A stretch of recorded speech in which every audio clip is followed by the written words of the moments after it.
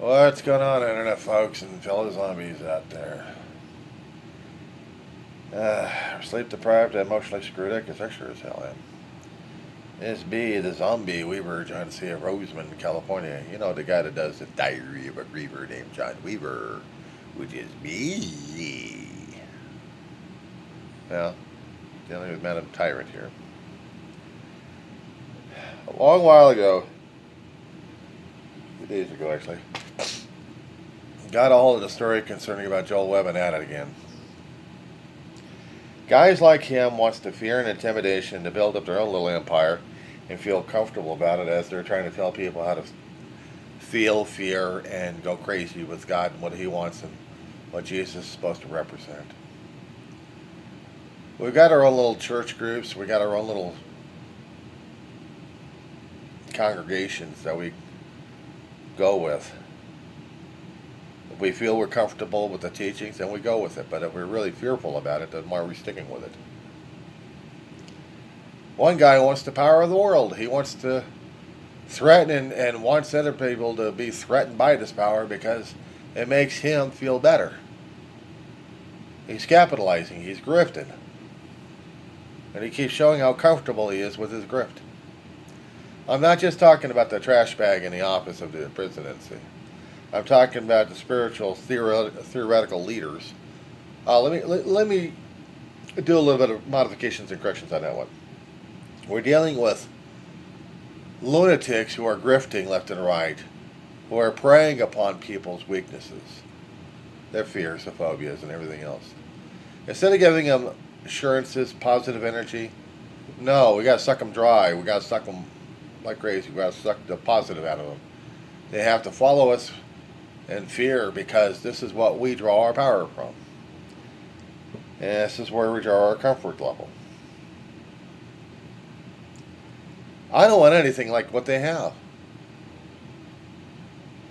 I'm dealing with what I've got right now as it is. I'm dealing with my own grieving and my own pain, and I don't need to hear somebody else trying to tell me, you must follow me because I want you to, and you have to because I say so. You could be a Christian nationalist. And I'm listening to this damn crap, and I'm thinking to myself, what, you want me to be a Nazi party? A Christian nationalist. Oh, great, you want me to be the Nazi party again. We didn't celebrate Christ in the Nazi party, we celebrated Adolf Hitler. Adolf Hitler. So, have you become the Hitler to worship? But it's Christ that we worship. Oh, great. So you're going to be throwing the pure God into people left and right by wanting to be this Christian nationalist who hates people, who does everything opposite of what Christ was trying to teach us in the holy books. You want us to hate fear. Actually, you want us to, not hate, you want us to embrace fear, embrace hatred, segregation, subdivision. You want a king to rule over you, but it's the mortal king and it's not Christ. But if you say it's going to be Christ, then it ain't going to be Christ because it's going to be somebody else who thinks he's Christ, but he's not Christ.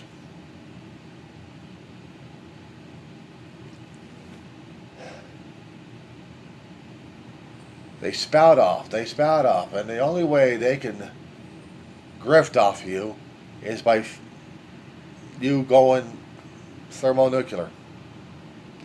With fear, with paranoia, with hatred and anger, they capitalize on it. They draw upon their power, draw upon their ego, they draw upon building up their empire, their kingdom, their fiefdom. I think these guys have gone medieval. I think so.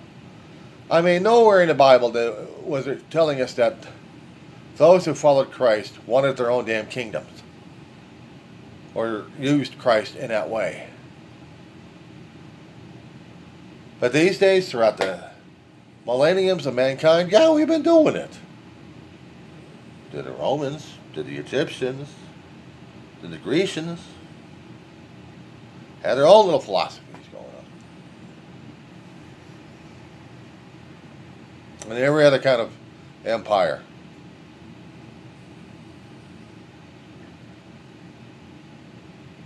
The question is, who was right and who was wrong?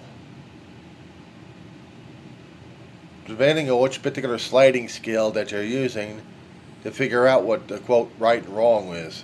Especially when humans are given the freedom of choice, they think they know what it is until they see the damn after effects they got it and they blame the other guy for it because they don't want to take the fall. They don't want the other guy to take the fall. They're blameless. I hate to tell these assholes, but they are watched. I'm watched. I know that. I feel it all the time.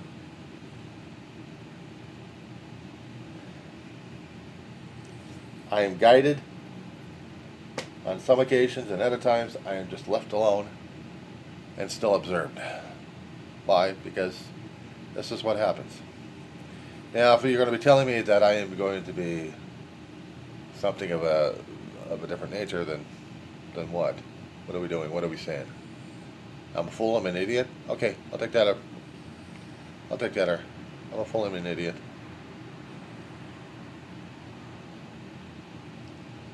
I'm no Christian nationalist, but I'm struggling. I'm trying my best to follow Christ and Gandhi. Yes, Christ was the child of God. And Gandhi, well, he was the child of India. But born in India, raised in England, and came back. He didn't die. Actually, he did die by someone else's bullet.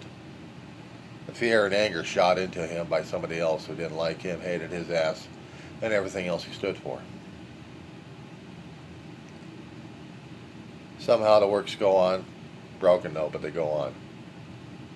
He wanted to see a united India, but instead he saw a divided country. Maybe it was meant to be, I don't know. But I know it disappointed him a great deal. But their love for Gandhi was that much during those days. These days we don't know. I don't know. Things have changed so much. I couldn't tell you. And anybody's going to keep telling me that we need to have a Caesar, we need to have a king, we need to have the Constitution destroyed, broken, we need to follow Christ as he was a military general. I can't tell you how many times I envisioned Christ doing a face palm. Just like, oh, God, give me strength and give me hope, please. Because I imagine God is doing the same thing as well. The face palm.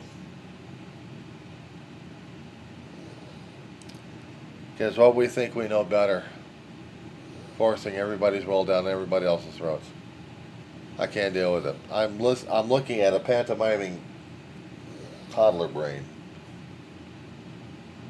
with the Saudi prince laughing his head off in the inside. You can see it in his twinkle. And how do you deal? How do you deal?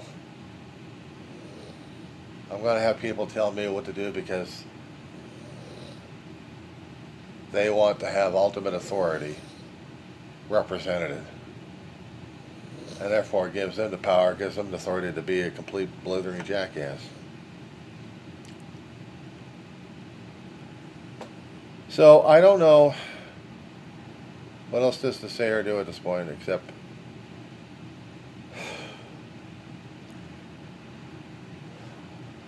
I know. Easiest damn thing to say and do is just to turn it over and let it go. That's probably what I need to do anyway. But as for Joel Webben, he's going to get what he's going to get. And then he's not going to be happy about the rest of the shit afterwards. We already had a Prince of Saudi Arabia giving fealty to Trump, or was Trump giving fealty to them? I didn't listen because I didn't want to get myself an upset stomach. Still don't, but I still got to listen to what the hell's going on. So, that being said, guys,